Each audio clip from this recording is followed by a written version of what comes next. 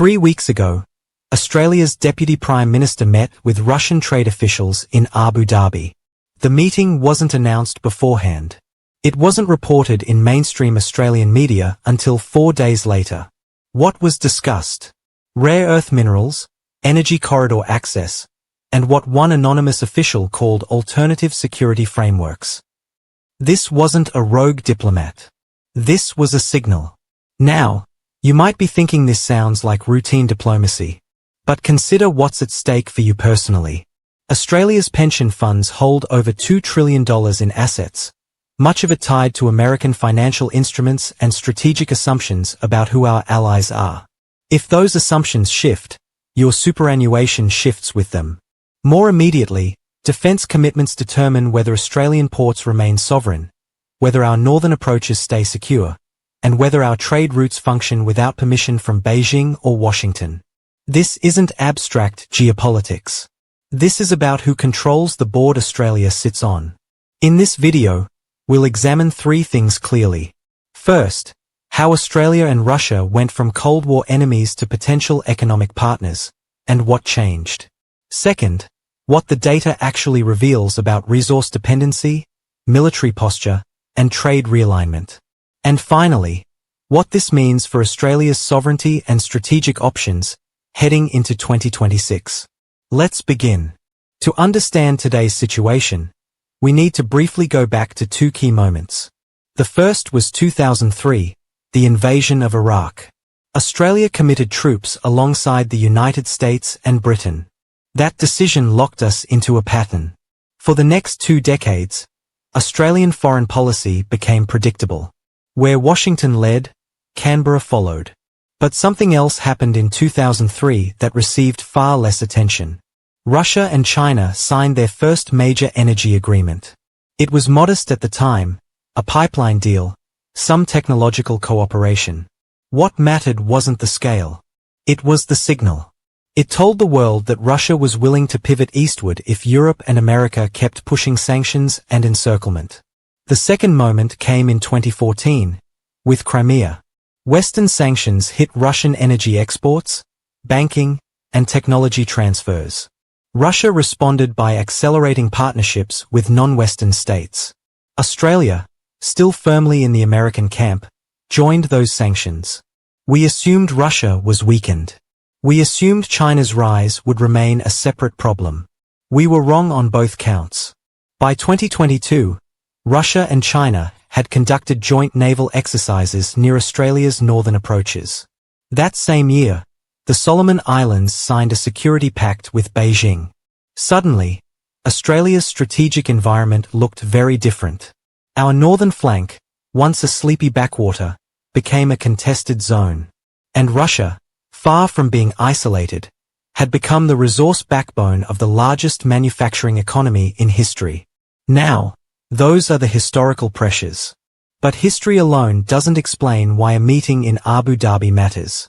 For that, we need to look at the numbers. I want you to look closely at this. Australia produces 30% of the world's lithium. We hold the second largest reserves of rare earth elements. Russia controls 40% of global palladium, 35% of enriched uranium, and the largest titanium reserves outside China. Now, what happens when you put those 2 resource bases together? You create a near monopoly on the materials required for advanced semiconductors, battery production, aerospace alloys, and next-generation nuclear reactors. The United States currently depends on complex, fragmented supply chains for these materials. If Australia and Russia coordinated even informally, Washington would face a resource choke point it cannot easily bypass. That's leverage. But there's a second layer here that most headlines miss. Australia's trade with China now exceeds $250 billion annually. That's more than our trade with the United States, Japan, and South Korea combined. Russia's trade with China exceeds $240 billion, and it's growing at 12% per year. What's unusual here is not the volume. It's the structure. Both Australia and Russia export what China cannot easily replace: iron ore, coal, natural gas, wheat, rare earths. And both are geographically positioned on opposite sides of the Eurasian landmass, creating redundancy for Beijing. If one supply line is threatened, the other remains open. This is not an alliance in the formal sense. It's something more flexible and, in some ways, more durable. It's a resource bloc that doesn't require military treaties or ideological alignment. It only requires mutual interest.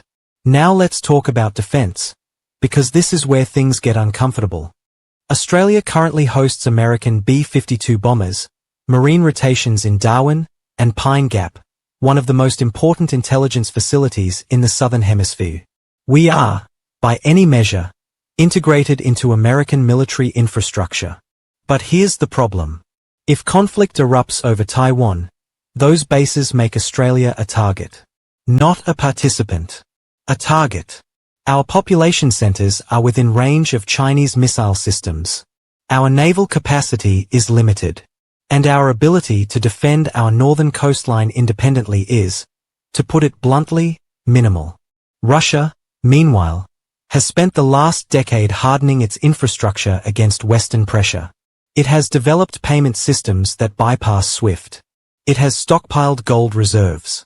It has diversified energy customers. The contrast is striking. Russia prepared for isolation. Australia prepared for integration. One strategy assumes you'll be left alone if you comply. The other assumes you'll be targeted regardless. Which assumption looks wiser now? So let's think through what happens next. If Australia begins even informal coordination with Russia on resource exports, the United States will respond. That response could take several forms. Diplomatic pressure, trade restrictions, reduced intelligence sharing, withdrawal of defense commitments. None of those are extreme. All of them are plausible. But here's the secondary effect. If Washington pulls back from Australia, who fills the gap? The obvious answer is China. But there's a less obvious answer too. India. India has maintained ties with Russia throughout the Ukraine conflict. India needs Australian resources. And India has its own concerns about Chinese dominance. A Delhi-Canberra-Moscow triangle isn't far-fetched. It's already forming in energy markets. Now go one step further. If that triangle solidifies, the entire Indo-Pacific balance shifts. American containment strategy depends on a ring of allies surrounding China. If Australia steps outside that ring, even partially, the ring breaks. And if the ring breaks, Washington's military posture in Asia becomes untenable. That's not speculation. That's geometry. So when you step back, three truths emerge. First, Australia's economic future is increasingly decoupled from American consumption and increasingly tied to Asian demand, with China at the center. Second, Russia is not the weakened pariah Western media portrayed. It's a resource superpower with options, and Australia shares many of the same export strengths. Third, the choice Australia faces isn't between East and West. It's between dependence and optionality. Aligning with the United States offers security guarantees, but at the cost of autonomy. Diversifying partnerships offers flexibility, but at the cost of American protection. There is no safe choice here. Only trade-offs. So I'll leave you with this. Does deeper resource coordination with Russia strengthen Australia's hand? Or does it lock us into a confrontation we are not equipped to win? If this concerns you, I strongly recommend watching my analysis on things Australia gives citizens that scare half of America. Thank you for watching. I'll see you in the next one.